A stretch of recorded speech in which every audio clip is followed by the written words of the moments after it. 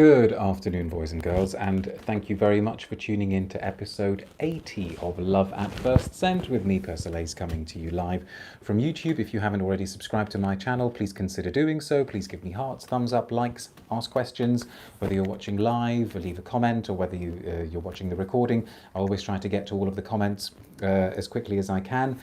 Just to put this episode in context, if you are watching live, you will probably be aware of what has just happened.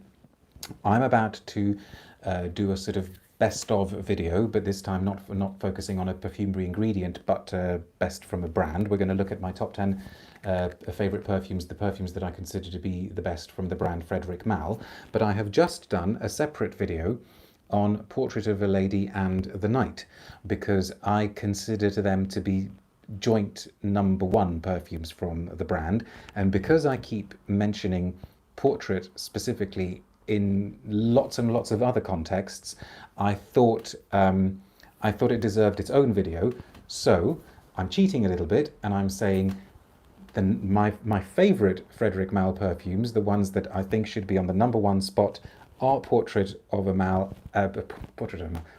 Lady and The Night, both composed by Dominique Ropion. But if you would like to see what I think of those, then if I can do this cleverly, then you can go to the video, whose link will pop up here after I've done it, an entire video on Portrait of a Lady and The Night. But we need to move on and look at the other 9, because I am counting this as one. So there will be, yeah, I'm pretty sure I've got 9 here. I can't even count. Right, so let's see what's happening on the live chat. Hello, says Lynn from Lynn Smells. Persolaise party resumes, says Ashfaq. Yeah, it didn't look as though YouTube had actually finished doing whatever it was doing with the previous video, so I hope it's still going to be okay. It should be there, shouldn't it? Well, I don't know. We will find out. I think it was processing it or something. Maybe it won't finish until we've actually done this one. If I've lost that portrait video after all of that, anyway, I'll just have to do another one. Exciting. Top 10, says PCB. Yes, and Pine Rocks is excited as well. You have to tell me what you would consider to be in your Frederic Malle top 10. Hello again, says Valerie. Were you burning myrrh or Lubin, says Ashfaq. It was just frankincense. Hi from Australia, says Alice. Glad to catch you live. Thank you very much for tuning in. Must be quite late there, mustn't it? Gatsby Nouvelle, also my favourite house. I'm excited to see what you choose. Nafia says, in case I can't stay for the whole thing, my #1 is Carnal Flower. Well, I can tell you now that Carnal Flower is definitely in the top 10. And Keith says, I own no Frederic Malle fragrances yet, and I'm trying to decide which will be first. I went through a phase a few years ago of, on the blog, doing written top 10s. So a little bit of context here before we smell the first one, or the second one. I had this series of articles on persolaise.com called Super Scent, which was supposed to be what I considered rundowns of what I consider to be the best perfumes from particular brands. I'd got as far as doing Dior, Chanel, I'm pretty sure we did Etain Libre d'Orange, and I tended to go for a top 5 because I thought, well, let's make this really, really exclusive. And normally for a brand that has the number of scents that Frederic Malle has, because I think they've got something in the region of 40 perfumes. Normally when a brand's entire catalogue is around 40, I would have just done a top 5 to think, well, let's really, really look at the creme de la creme, just really take the best ones at the top. But I just couldn't. There was absolutely no way I could restrict myself to 5, and I think it shows how wonderful a brand it is. That even though it's only been around for 2 decades, I mean, I say only, that's quite a long time for a business to be around, but you know what I mean, compared to Chanel, Dior, Guerlain, certainly Guerlain celebrated 190 years not that long ago. It has made a tremendous impact on the perfume scene, on the perfume industry, and I thought, I can't keep myself to 5, so we are doing a 10. We're going to try and do them very, very quickly. I'm conscious of the fact that the portrait video was quite long, so Persolaise Frederic Malle top 10 list is, oh, sorry, greater than sleep. Okay, right, well, that was good. Well, I'm very flattered. I guess you meant greater than. I'll look at comments soon. What is interesting though, and I thought, I wonder if this says anything, or you tell me if you think it says anything. but 6 of the perfumes in the top 10, is that right? 1, 2, 3, 4, 5, yeah, 6 of the perfumes are from the original lineup when the brand was launched in the year 2000. Now, that is a testament to the planning that went into the debut collection of the brand. It's a testament to Frederic Malle's attention to detail, to the fact that he gathered together supremely talented perfumers. But you could also look at it another way and think, well, how come there were only 4 that I've put in the top 10 that are from outside of that original lineup? You already know one of them because this is a joint one. Of course, Portrait is from 2010 and The Night is from 2014. But we should go to actually ones from the original lineup. So here we go. I'm starting with this one purely because I only have it in this vial form. I've only ever had it in this form, and I'm not sure why. I don't know why I never bothered buying it in a 10ml, and it is the one and only Lipstick Rose by Ralph Schwieger. Can you see that? You should be able to see that. I can see that it's probably a little bit out of focus, and the focus is on my tired-looking face. Never mind. I need to get myself a 10ml of Lipstick Rose.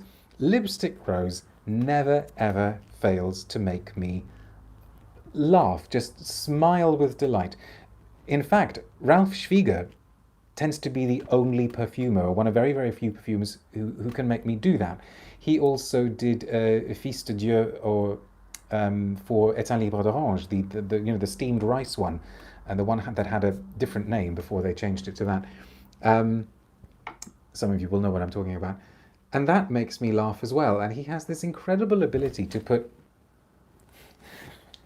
a sense of humour into a perfume, because this is just the most extraordinary evocation of lipstick, but really, really old-fashioned lipstick. This instantly takes me back to the handbag of my grandmother in Iran. And so there you'd be talking about late 70s, early 80s. I'm not sure lipstick smells quite so strongly of violets and is quite so powdery in its smell now as it used to be then. And it is just so delightfully retro, but it's also very knowing. There is nothing about it that is old-fashioned. You are smelling something that was made recently, or at least in this century. It was released in 2000. And I think that's what makes me laugh, because it's the equivalent of somebody very, very young wearing a vintage outfit in an extremely knowing way.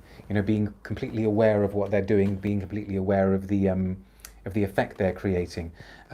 I suppose a brand that has tried to milk that is a brand that I don't particularly care for, Cath Kidston. I know lots and lots of Cath Kidston fans out there. Actually, as a company, they're struggling at the moment, aren't they? But they try to tap into that because everything there is very, very studiedly retro, very studiedly 1950s. Now, in many ways, the gender politics of the 50s or the 60s aren't something we would particularly want to return to, but I think you can pull off that aesthetic in a modern, knowing, more politically aware way, and Lipstick Rose does that. It's just delightfully pink and fruity, sort of like raspberry inflected. It's got a sort of maybe powdery iris note. Of course, the rose itself is really, really gorgeous, just really happy. It is the happiest perfume. It's one of the happiest perfumes I can think of. It's certainly one of the happiest in the Frederic Malle collection. Another really, really happy one would be Jean-Claude Elena's Cologne, which I nearly included in the top 10. There were so many that I wanted to get in there, but then I thought, no, you can't go beyond 10. And it is just a joy. And what's interesting about it is that even though it has that slightly coquettish, girly playfulness, I absolutely think it could be worn by any age whatsoever. And I think it would also be really, really interesting on a man. I think it would create a really, really startling effect. Some comments. Right Glory says, thanks for doing the stream. Frederic Malle is a favourite house and I own a few. Cannot wait for your top 10. Well, thank you very much for tuning in. Click Gleek is saying hello from Boston. Pisebi says, and Creed from the 1700 or 1800s, right? Oh yes, okay, I get it. Yes, because Creed has a... No, don't be silly. Creed goes back to biblical times, doesn't it? I Am Love says, is Portrait similar to Toy Boy? I'd need to resmell Toy. I don't know if I know that perfume, do I?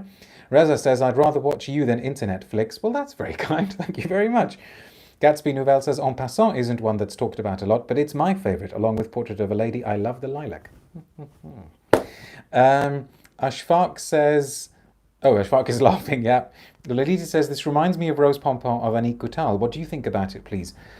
Yeah, you're right, actually. You may be right, but I prefer this. I think the Annick Goutal starts becoming a little bit crude, maybe, as it develops. I need to smell it again. Eric says, I love Fils de Dieu from Italie Botange. Hated the original name. Yeah, I'm glad they changed it. Never put lipstick rose on, but I enjoy it on a blotter. Lolita says, your beautiful looks and style always... Oh, okay. Thank you very much. Reminds me of a spiritual person who has a special connection with nature. Am I wrong? That's not for me to say. A spiritual person, I don't know. You're very kind. Thank you very much.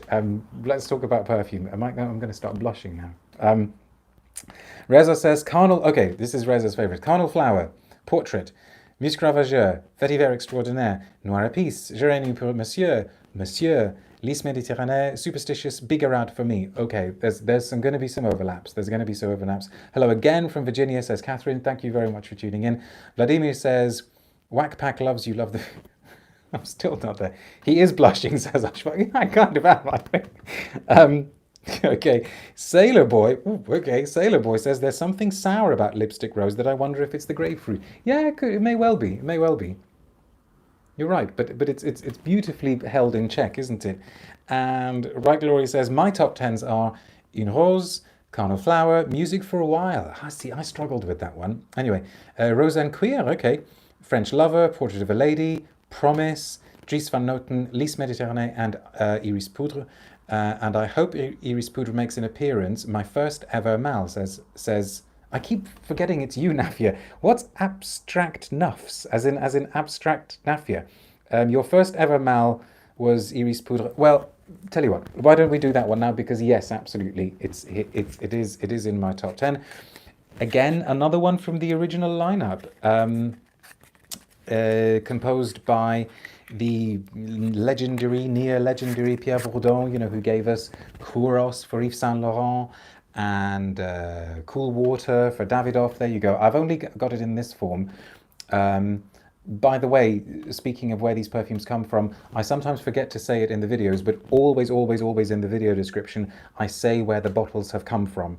And I'm just looking here, and I think for today's broadcast, every single bottle, apart perhaps from one, so I will put that in the video description, was just obtained by me, as in purchased by me. As you know from my blog, and as you know if you're a long-time viewers, that has no bearing on what I say about the perfumes, but just for the sake of transparency, I need to say which ones were purchased by me, as it were, and which ones came from the brand. So, Iris Poudre, or Iris Poudre, very, very hard to say if you're not a native French speaker, because you have to go Iris and Poudre, from 2000, Pierre Bourdon. This is beautiful. Let's pop that one there, shall we? And now, one thing that Frederic Malle has... Oh, this is one where you just... Lipstick Rose is like, yay, lipstick party time. Whereas the Iris is just like, no, let's calm down now. Let's take our voice into the lower register and speak from the diaphragm. Let's vibrate that mic. It is all about repressed, but oh so potent sensuality. You know, all of those sort of buttoned up costume dramas where everybody's sort of going... because all they want to do is go like jump into bed with somebody. Iris Poudre has that sort of really, really inscrutable exterior, and yet on the inside it's all lava, about to go. But what I was about to say before I started using explosive imagery, what I was about to say is that Frederic Malle has never hidden the fact that a lot of his perfume development is inspired by older forms. So, for instance, looking at perfumes that were classics or are classics from the past, and thinking, okay, what would it be like if we revisited them now, or maybe gave them a twist, or maybe tried to reinterpret them. And Iris Poudre, thank you very much, has a grandness to it, similar to number 5, says Sailor Boy. Yes, to me, it is very much a perfume maker, a perfume developer saying, what would we do if we wanted to make something that has the same feel as Chanel number 5, maybe creates the same sort of impact, but obviously is a different perfume in its own right. Now, Chanel number 5 has this gloriously aldehydic opening, sandalwood base, rose, jasmine, ylang ylang in the heart. This is kind of a similar sort of idea, but the floral note is different, and it's iris, even though, strictly speaking, we shouldn't call iris a floral note because actually it's a sort of woody, rooty note. So really, really beautiful, sparkling aldehydic opening, but there's something quite snowy about this as well. I never ever get a sense of coldness from Chanel number 5, whereas this is beautifully cold. And I think maybe that's where that restraint comes in, that feeling of covering everything in a perfect blanket of snow. And Iris, of course, has that effect. So they're exploiting Iris's natural affinity with coldness. But there's also something plush. So this boudoir that you're being invited into, even though everything in it may be just so, there is softness, there is comfort, there are sort of plush, thick, heavy cushions, and maybe a sort of thick pile carpet. I just love it, and I always have. This was one of my instant loves from the brand. I wonder if I should do a blotter update for this one. So missed some comments. Q George says, I can't pick my favorite, but there's one that I like the least, which is Outrageous. Interesting. Yeah, Outrageous I'm not a huge fan of. The one that I like the least, actually, to give this a sense of balance, is probably Promise. Sorry. And I'm also not a huge fan of Angélique sous la pluie, which I know a lot of people love, but there isn't enough happening in there for me in that one. No, sorry, you had that already. Ashfaq says, let's make him blush more. At one point, Madame Persolaise will turn up then. No, she won't even be watching this. Sotia says, hi again from Bulgaria. I hope to see Le Parfum de Thérèse, Fleur de Cassie and Noir Epices. Well, you will see at least one of those. Rosalie says, good morning from Seattle. Thank you very much. Again, West Coast. Thanks for tuning in. Teacup says, I should sleep, Persolaise. It's late here. I thought I'd join you guys for a peek, but no, can't leave now. Praise for Persolaise. Oh, so... Okay, so you're not leaving. Right, okay, that's cool. Eric says, not my favourite iris, but very luxuriously done. Forever Fragrant Kid agrees with Eric. Thanks for tuning in. Restrain, says Teacup. Sniffy Sniff, there's something tangy sour about Iris Poudre, but I do enjoy it. Lolita says, oh, here we go. You've really forced me now. Vous parlez bien le français, monsieur, avec une très bonne prononciation. Is that okay? Is that okay? Naughty. Q, and you're making me blush again. Q George says, lol, like that description. Lynn smells finds. What's the line from Star Wars? Is it laugh it up? Is it Fuzzboy? What does Han Solo say to Chewbacca? Benjamin says, so many good ones. Difficult to do a top 10, I bet. Yeah, it was. My favorite is the same as yours, but have a sample of Moon, which is really growing on me. Yeah, I've got the tiniest vial as well of that one. Ashfaq says, is it as cold as Iris Silver Mist from Lutin's? No, that is colder. That is colder. Eric says, one blogger compared it to a white ostrich feather coat, and I totally smelled that. Yes, yeah, absolutely. I would agree with that. Ostrich feathers. Maybe this is the smell of Madonna's Vogue video, the one directed by David Fincher, because that's all about surface and restraint, isn't it? Right, Glories. Oh, no, I can't read that, sorry. Teacup, that does sound nice, must try. Hermes Iris, or Iris, is cold iris to me. Yes, totally agree. Lipstick Rose is the closest thing I have to a signature, says Rosalie. Musc Ravageur is a favourite comfort scent. I like Outrageous, says Eric. Fair enough. Tyler says, good evening from Northern Ireland. Thank you very much for tuning in. Tomasz says, I know quite a few of Mal's extraordinary scents, but I love his linear one, Cologne Indélébile. Again, I really wanted to include that, but it's not in the top 10. Apart from that, my second favorite is Geranium pour Monsieur with that soily dry down. Interesting word, actually. Yeah. Sailor Boy says it's quite complex and more of an abstract iris compared to a Soliflor one. Good morning from California. Glad to catch you live, says Amy. And Lolita says yes, bravo. Merci bien. David says good morning from San Francisco. The West Coast is indeed here this time. Fantastic. I love the interaction, guys. I need to move on. If the Queen were to make you an OBE on the condition that you wear only Creed for a year, would you accept it? In a word, no. Ashfaq, what a conundrum, Raza. No, it's not a conundrum. No. Tyler says, enjoying my Dior Lucky. Oh, okay. Would you recommend En Passant by Frederic Malle? I've heard some say it's a lilac fragrance instead of a lily of the valley. I remember you mentioning you get a lily of the valley note, though. Okay, well, it's been mentioned, so let's do that, because those of you who know me will know that this has got to be in the top 10 as well. How many have I done so far? Oh, we need to get a move on because we're at the 20-minute mark. Ah, you got a haircut, says Druba. Thank you, but no, this is me trying to sort my own hair out in lockdown, and it's kind of... bits of it are working and bits of it are not. One day I think I should just come with my hair that hasn't had got tons of product in it, so that you can see the sight that greets Madame Persolaise first thing every morning. It looks good though. That's very kind. Thank you. So let's do En Passant by Olivia Jacobetti. I mentioned it recently in a video. Again, another one from the original lineup. And yes, who was it? Was it Tyler? Yeah, I think it was. Said that this is this is usually called a lilac perfume, lilac, freesia, those sorts of notes. And that is absolutely correct. But I cannot help but get, even now, I'm like, it's that soft whiteness that immediately makes me think of Lily of the Valley. I talked about this one at some length in a video that I did. Oh, hang on, let's get this right.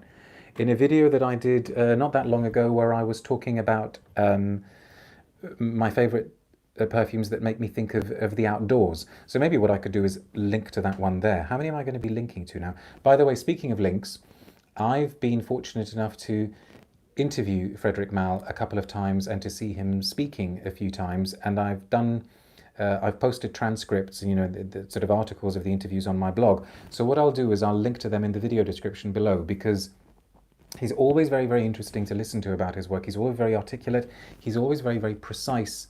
And he is wonderfully, beautifully, refreshingly free of, well, rubbish, you know, BS, for want of a more polite term. He is precise and he is detailed, and you know that he's very much involved in the production of everything that he makes. And he speaks as, you know, someone who totally and utterly knows his stuff, and I always learn something from him. So do check out those interviews.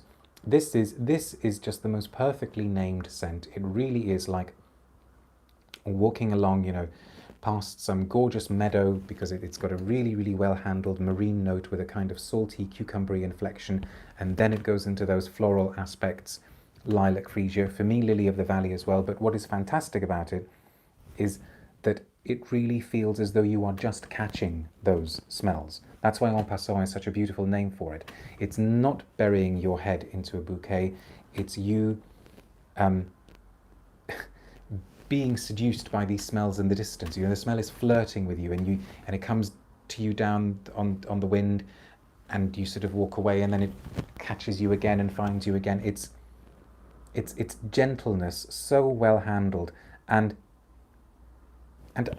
I don't know why Olivia Jacobetti never made anything else from Malle. He doesn't have very, very many female-made compositions. I mean, he has Outrageous by Sophia Groisman. He's got the Perfume by Fanny Bal. But I think it would be interesting if a female voice came into the Frederic Malle stable more. So we have got, I'm counting that as 1, 2, 3, 4. So I need to do another one before we get to the half-hour mark, and then we'll do some more comments. So this is hard. Now maybe we'll do an obvious one, because this one is pretty obvious, and I only again have it in this form, but I've got it in a few of these sort of 10 ml bottles, and this is Carnal Flower. Now, this one is not from the original lineup. This one came in 2005, composed by Dominique Ropion. Widely considered to be one of the best, if not the best actually, modern tuberose perfumes. So the idea was to take the likes of, maybe Fracas from the past, the sort of grand perfumes, but think about what they would be like if they were done now. So trying to do a modern tuberose, and this is good stuff. This really, really is good stuff. And even though I think, putting aside the fact that I think it's a wonderful perfume, I actually particularly enjoy wearing it. Because like Iris Poudre, I don't wear a huge amount. I love smelling it now and then. En Passant is also one of those ones that I love to smell. I do wear it, but not very often. Whereas Carnal Flower I actually wear. And I think there's something about just the slightly sort of claw-bearing, teeth-bearing quality of it that I like the fact that it gives you just a little bit of an edge, because it's not actually an aggressive perfume. I think one of its overriding features, its main features, is this beautiful sense of freshness. 2 years ago actually, right now, today, 2 years ago, Madame Persolaise and I were coming to the end of a really, really wonderful trip to India. And what's really fantastic is that when you go to India, you have the pleasure, and it really is one of life's pleasures, I assure you, of smelling tuberose garlands. And the Carnal Flower has this just delightfully, deliciously photo-real quality to it that always makes me think of those fantastic tuberose garlands. And I get why it's called Carnal Flower. I mean, for one thing, it's a movie reference, and the tuberose is a carnal flower, but you could almost interpret the name as being a little bit ironic, because there's also something that's so gentle about Carnal Flower, and as I say, so fresh and outdoorsy and just pretty. It makes you think of those garlands, and the tuberose is just handled so gracefully. Dominique Ropion is fantastic at making perfumes that are huge. I mean, you think of Amarige from Givenchy, huge, and yet intimate, and they work, like clockwork. Everything about them is just gorgeously finessed, and I don't know, they can be huge and quiet. You sort of get the impression that you are in your own private cocoon with them, and only you can smell them, while at the same time you know that actually there's probably a few creatures on Mars that kind of, perk up and go, "Ooh, somebody's just sprayed Carnal Flower down on Earth." And actually, it reminds me a little bit of Amarige. Maybe, it's got that 80s grandness to it as well, and it's just an absolute delight, and the way the musks are handled in the base is just extraordinary. We should have a bit of a general chat about the brand, actually. Let me do some comments, and then we'll take have a general Frederic Malle talk before we do the final five, because we're doing okay for time for the moment. Right, where did we get to? En Passant is beautiful, says Forever Fragrant Kid. No solid water. Rizwan says Carnal Flower is the best tuberose fragrance available on the market after Fracas, Moonbloom, Luna Rossa Tuberosa, and 50 other tuberose dominant Okay, sorry, you're being sarcastic, right? It took me a while to get there. Nick says, hello everyone. My world of fragrance. I'm wearing Dries Van Noten to celebrate this video. Stay tuned. You're right, Lily of the Valley does share some scent molecules with lilac, says Q George. Okay, Aperol Spritz. I'm not familiar with the scent of the real flower lilac, but when I smell En Passant, I always feel like it's a fragrance with a huge lens filter all blurred. Yes, absolutely, something watery about it. Yeah, blurring the lines. Eric says, I love listening to Mal, but I'd be intimidated talking to him. No, he's actually really... I mean, he wants you to ask him proper questions. He doesn't want you to say something like... I think he gets fed up of people asking him what his favourite perfume is. But if you actually say to him, tell me about how you made such and such a perfume. He just launches straight into it. He is great to talk to, actually. Has been one of my favourite interviews. Tyler says, I live for white florals and adore Lily of the Valley, so if this works out, I'll need to try it. Never been able to find a Frederic Malle I've liked. Some scents put me off the brand, but I'll try en passant. You have to let us know how that goes. Q George says, I'm actually smelling all these fragrances at the same time while the live video is going on. Such fun. Good idea if you've got the samples. Oh my goodness, so many comments. Elmis says, what do you think about Frederic Malle's Portrait of a Lady? I've done a whole video on it. I can say that now. Ashfaq says, is there any Frederic Malle Gardenia perfume similar to Carnal Flower? I'm enjoying Gardenia a lot recently. No, there isn't, is there? Eric says, I wish Groisman would do another for Malle. I adore her work. Should Frederic Malle commission Annick Menardo, says Reza. That would be interesting. He told me in an interview, actually, that a perfumer he would have loved to have worked with was Michel Almarac. That would have been interesting. That really would have been interesting. Ashfaq says, your Carnal Flower looks darker. Is it an older one? I've had it for a while. I mean, I tend to store them in the dark, so I don't know. I find Carnal Flower much more clean than Carnal, says Sniffy Sniff, and Forever Fragrant Kid agrees the Carnal Flower is beautiful. Etc, etc. Carnal Flower falls apart on my skin. I would guess it smells phenomenal on you, says Eric. When you say falls apart, what do you mean? Ashfaq, okay, talking to Q George. Didn't Ropion do Amarige? Yes, he did. Yeah, that's why I mentioned it. Nick says, I also love Le Galion tuberose. David says, yeah, much as I appreciate so many from the line, overall, I also find Frederic Malle difficult as everyday scents. They all strike me as a bit intellectual and removed, however beautiful. Interesting, but you could do intellectual as an everyday scent. Just go for it. Just do it. My favourite Frederic Malle is Lipstick Rose, which I don't own yet, says Jojo. Afternoon, Mr. P. Is that another great-looking kurta I see? Yeah, and purchased in India 2 years ago. Thank you very much.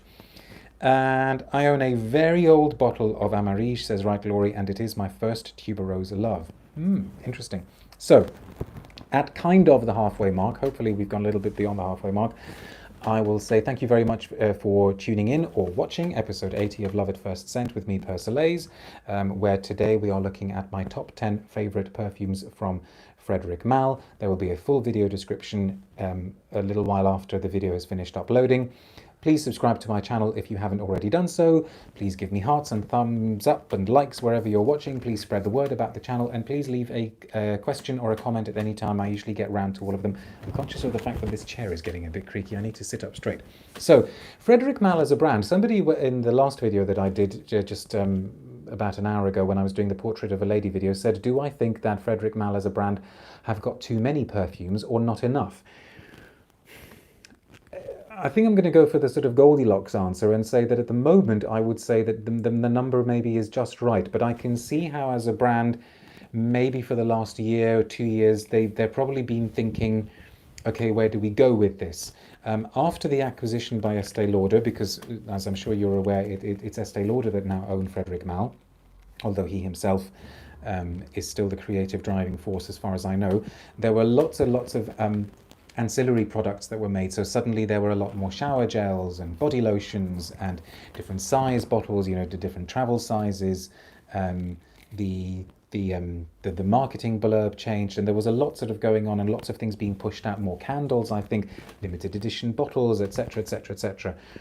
But when you get to around about 40, and I think they've got about 40, 44, something like that, quite a few candles, I suppose then as a brand you think, okay, well, you know, what do we do now? And I wouldn't be surprised if we get to the point where maybe some of the scents may become, you know, maybe they'll become like website only or flagship boutique only. So maybe available only like in the key boutiques in Paris or, I don't know, New York or something like that. I can see that happening, because there does come a point where, you know, where you sort of think about 80 perfumes. If they ever got to that point, that would probably be too much. You know, L'Artisan Parfumeur and Penhaligon's reached a point where they had lots. They probably had too many, and I wasn't surprised when they did their rebrand after they were bought by Puig that that they ditched quite a few. Mind you, that what they then did was that they created a whole new subline. So I don't know where that went. So I hope that answers your question. I think they're in a good position now. You will see, because you will see from the list that the Night actually is the newest perfume in my top 10 from them, and that's from 2014. So I guess that tells you that I don't consider anything that the brand has done in the last 5 years to be amongst its best work. A lot of people, I'm sure, will disagree. I know a lot of people love Superstitious. A lot of people loved last year's Rose and Leather by Jean-Claude Helena. But I'm still extremely excited by the prospect of a new Frederic Malle perfume, but I find myself just thinking a little bit more, where's the sense of adventure, I think, where's the adventurousness and where's the drama and the attention to detail? Or maybe it's just that things have gone in a direction that doesn't necessarily chime with me. You know, for example, something like Music for a While, I struggled with. Maybe I would need to revisit that. Something like Promise, I struggled with. Something like Monsieur, you know, this really, really massive, overinflated patchouli, I struggled with. And it looked as though, it still kind of looks as though maybe as a brand, Frederic Malle, as creative director, is going for broad brush strokes. Obviously, you know, Carnal Flower is a very broad brush stroke perfume, so is Portrait of a Lady, but they also have lots of detail in them. And I'm not sure I've got that so much from the latest output. I don't know if people agree. How would you compare Iris Poudre to 28 La Pausa from Chanel? Oh, the Frederic Malle is definitely colder. That's quite cuddly, isn't it, the Chanel, I think. Love the shower gel, says Catherine. Does Selfridges hold the Frederic Malle line, says Floating Man? They certainly used to, absolutely.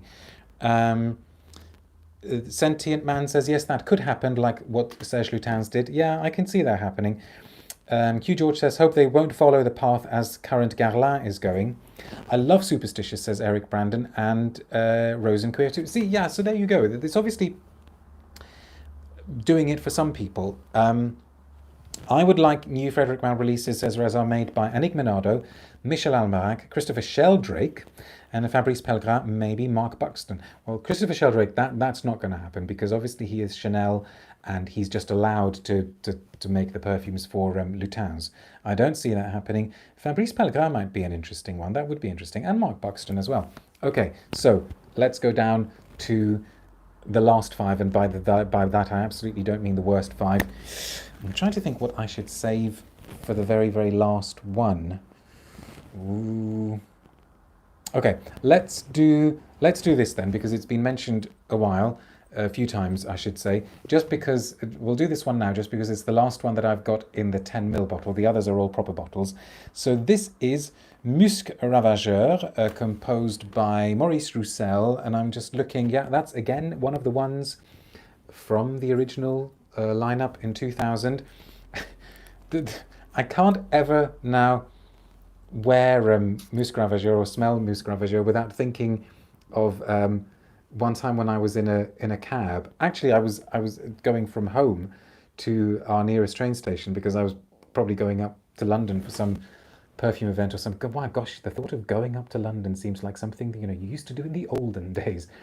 And the cab driver, with whom I'd had a bit of a chat, we arrive at the station and he says, sir, don't take this the wrong way, please, but really nice aftershave. And I thought, number one, wow, that's really, really cool that he felt he could say that. Number two, I thought, it's a bit sad that he felt he had to say, don't take this the wrong way, but anyway, there we are. But I told him what it was, you know, I wrote down the name. Now this is, you know how we were talking about, you know, how Carnal Flower is a sort of modern reimagining of Chanel No. 5.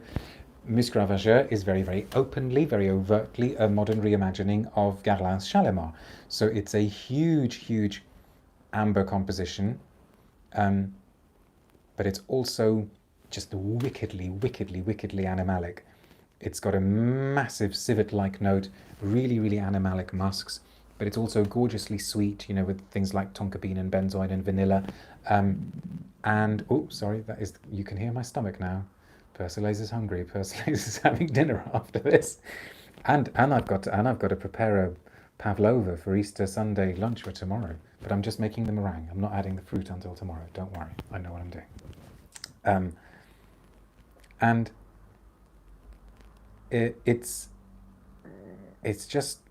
just so finely calibrated. There is a rumor, and I say this is completely unsubstantiated, but it's a fun rumor, that apparently Musc Ravageur was a rejected proposal for what became Jean-Paul Gaultier Le Malle. Of course, Le Malle then went on to be, you know, the draft that was accepted for that one. The proposal was Francis Courgeon's, but I would just love I would have loved. I mean, okay, I'm really pleased that Maurice Roussel managed to get it out in the Frederic Malle line. But can you imagine if this is the smell that came out of that blue body bottle? I mean, that would have been amazing. The mainstream, mind you, I quite like Le Malle, but this is just so wicked and yet so refined, and just like Shalimar, it's quite kind of innocent and sweet from a distance, but then when it gets you in its grasp, it's like, now you are mine. And I'm not letting you out of my grasp. Missed a few comments. Did you include Bigarade, says Liz. Nearly, but it's not in the top 10, and I just think it's one of the best colognes ever, and I was heartbroken to not be able to include it in the top 10. Frederic Malle should avoid doing oud-heavy perfumes, says Ashfaq. For me, this is like following the trend. I consider them to be the trendsetter amongst the fine French perfumery. Fair enough. My favourite of this line, says Floating Man. I've worn Musc Ravageur for years. Hello, says Eve Spider Smells. Hi. Floating Man says, agrees with Ashfaq. Eric says, I used an entire travel spray of Musc Ravageur without making up my mind. Without making, I'm being slow, without making up my mind. Okay, Ashfaq says, ice cream time. Why? Is it? There is no ice cream in the house. Musc Ravageur is beautiful, says David. I put it as a close sibling to Helmut Lang EDP, which I also love. Interesting. Sending you some Hardies. Thank you. Could I have a big deluxe with one of their big cookies, please? Please post a picture of your Pavlova, says Eric. If it's photogenic, then I promise I will on Instagram. Please post the pics on Instagram. Okay, fine. Do you like cooking? Yeah, I do. I do, actually. And, okay, two people talking to each other there. Right, and let's do... Ooh, decisions. Let's do this one. I adore this one. Frederic Malle actually autographed my packaging of this one. This is not from the original lineup. Okay, so this is from 2003. And it's Jean-Claude Elana's L'eau d'hiver, winter water, or the water of winter. This is just, again, continuing this theme of perfumes that have been inspired by older classics. This has been very, very overtly, and by that I mean, you know, that they sort of acknowledge the inspiration. This is inspired by Guerlain's Après l'Ondée. And those of you who know me will know how much I adore that particular perfume. I always think of it as one of the most gorgeously melancholy scents. And so is L'eau d'hiver, actually. It's the thing that I find interesting is that I kind of part company a little bit with the brand's own description of it, because they talk about it as being sort of hot water for winter, whereas I mean, okay, it's not sub-zero, but it's definitely tending towards cooler climes for me. It's got, for those of you who don't know it, and do check it out, it's one of the Frederic Malle lineup that doesn't get talked about very often. It's really beautiful. It's like catching the scent of, you know, almonds, heliotrope, maybe something slightly anistic. But seeing them through gauze, you know, or maybe through a screen composed of like falling rain, and there is something wintry about it, maybe because it's crisp. Okay, in Iris Poudre I get a sense of snow, I don't get a sense of snow here. So this isn't things covered in a blanket of snow, but there is a crunch, that maybe just a few icicles above your head.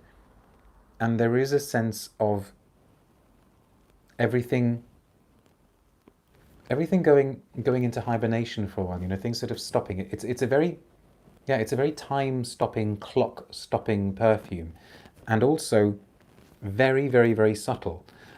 I don't know how many Frederic Malle boutiques nowadays have those TARDIS-like columns, those booths that, you know, they sort of spray the perfume in and then you stick your head in to get the sillage. But they tended to be reluctant to do l'eau d'hiver in those because it is so subtle. But it works fantastically. I think it's one of Jean-Claude Ellione's greatest achievements. Love l'eau d'hiver, says Forever Fragrant Kid. Yeah, I so do as well. Sentient Man says, I heard their Burlington arcade store is relocating. Do you know where to? No, I heard that, and I don't actually.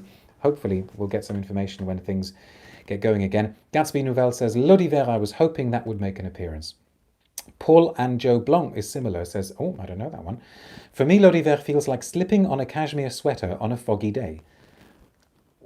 That must be the best perfume description I've read for a long time. I love that. That's really, really good. But you're right about fog. There's something foggy, misty about it as well. Rosalie says, I adore lean shiver, very tender. You probably mean l'eau d'hiver, right? Eric says, have a hard time with heliotrope, which is a shame because I love Eleanor's work. I wonder if Monsieur will be honoured here on your top 10 of Mal's. Oh, says Tomasz. No, I struggle with that one. That's one of the ones I struggle with. What note accord would you like Frederic Malle to focus on next? I want them to do a proper leather, says Reza. I agree. I would like him to try and properly tackle Lily of the Valley. And I would also like him to do an all-out proper Indolic Jasmine. Sailor Boy says, Luca Turin has not given any Frederic Malle a 5-star. Yes, and he talks about that in an interview with him that is also on Persolaise.com. I want them to do a Jonquil one along with Gardenia, says Oshvak. That would be interesting. Okay, we're down to the last 3. So, this one has been mentioned as well. Again, another one from the original 2000 lineup. This is, oh, I should show you the bottle first. This is Michel Rudnitska's Noir Epices. And this one is all about the sort of midpoint to the dry down. It took me a while to appreciate this one because in its opening, I thought, I did do a sort of very shoulder shrug type assessment, and I thought, yeah, okay, it's all right, but I don't get the fuss. It's very opium-like in its spiciness. There's something quite plummy, quite boozy about it, but it's when it's been on you for about half an hour and you realise just how fantastic the spice combination is, the blend. Cloves, cinnamon, nutmeg. It is actually pretty good stuff. And that plummy booziness. The brand make a thing of the fact that it doesn't have any floral notes in it whatsoever, which may be the case. And this also has a really, really fantastic trail, a really fantastic sillage. And it's that. I remember smelling it on somebody, a friend from the perfume world, I won't say who it is in case they don't particularly want to be named, and saying, you know, sort of saying, I know this perfume, what is it? And I said, it's Noir Epices. And I was like, wow, holy mackerel, that smells amazing. And it is like a sort of opium revisited, opium modernized, and probably one of the best sort of spice blend type compositions. To me, the main thing I get out of it is cloves and cinnamon, definitely cinnamon, which is why I think it has an affinity as well with the white from Comme des Garçons, which is a beautiful cinnamon only scent if you want cinnamon on its own. But that definitely deserves a place in my top 10. I should spread out a bit. We need to do this, don't we? So we're down to 2, which means we will just about be able to make it in the under an hour. So what do I leave for last? Okay, let's do this one. This is one, it's been mentioned, but a lot of people don't like this one. And it's the Dries Van Noten. I think it's a real shame that the perfumer's name doesn't get mentioned on the packaging for this one. It's Bruno, I think it's Jovanovic or Jovanovic. This you know, I was talking about how Noir Epices comes into its own after about half an hour. This comes into its own after the hour mark. It's one of those perfumes that you spray on yourself. This certainly happened to me the first time I wore it. I was fortunate enough to try it when we were on a trip to the south of France at a perfumery in Nice called Tanagra. Beautiful, beautiful perfumery in Nice. Do check it out. And they had just received their stock of this. So I sprayed it and I was like, yeah, I must try the new Frederic Malle. And I did a kind of, okay, and sprayed some on myself. And it was about an hour later as we were walking around, bearing in mind this wasn't the height of summer. This was a sort of winter trip. And I did that thing that some perfumes make you do where I thought, whoa, what smells so amazing? And then I thought, oh, wow, it's the new Frederic Malle. And it's when it reaches that beautiful sandalwoody note and how it interacts with the speculoos, gingerbready, spicy feel. That's when I love it. It to me is just the essence of sophistication. The whole image of the sort of crumpled white linen suit and the Panama hat is overused in perfume writing. But this is the perfect perfume for it, because the sandalwood and the gingerbread, the speculoos, all of those sorts of notes, those kind of malty, sugary, caramelized notes, evoke a sense of the sun and of a very comfortable level of heat. But there's nothing ever too sweet about this. It's not gourmand, and I think that's what keeps it sophisticated, smelling sophisticated. And I remember that same year when it was coming up to Christmas, Madame Persolaise asked me what I would like for Christmas, and I said, actually, I'd like a bottle of perfume. And she said, you must be joking. You do not need more perfume. And I said, well, actually, I would really, really love a bottle of Dries Van Noten. And so she got me this very bottle of Dries, because I didn't want anything else. That was,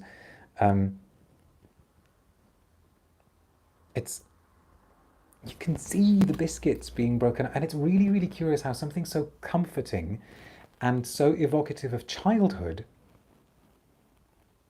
is also really, really graceful and elegant and sophisticated. It's really elegant. Right, so before we do the last one, I wonder if you can guess what it might be. Let me do the comments, because then we won't have time later.